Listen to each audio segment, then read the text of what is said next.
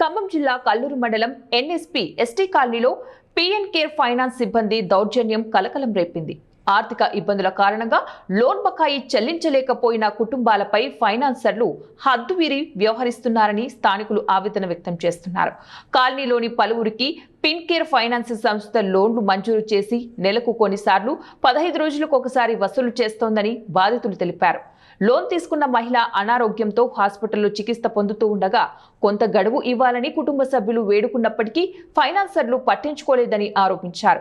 దీనికి తోడు షూరిటీగా ఉన్న వ్యక్తి ఇంట్లో అక్రమంగా చొరబడి తన ఇంట్లో లేని సమయంలో టీవీ, గ్యాస్ సిలిండర్, ఫర్నిచర్ వంటి సామాన్లను బలవంతంగా బయటకు తీసుకెళ్లేందుకు ప్రయత్నించారని తెలిపారు.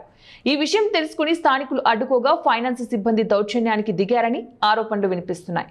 లోన్ కడతామని ప్రాధేయపడుతూ ఉన్నప్పటికీ కూడా ఇష్టానుసారంగా వ్యవహరిస్తూ మీరు చనిపోతే ఇన్సూరెన్స్ వస్తే మాకు సరిపోతుంది, మనోవేద కలిగించే వ్యాఖ్యలు చేశారని బాధితులు వాపోయారు.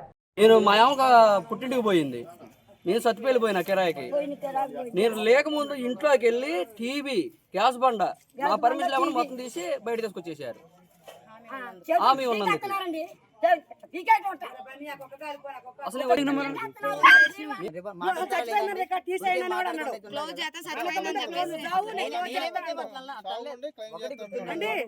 అది కాదు పనికి నాకు నెలకు 2000 పింఛన్ వస్తాయి.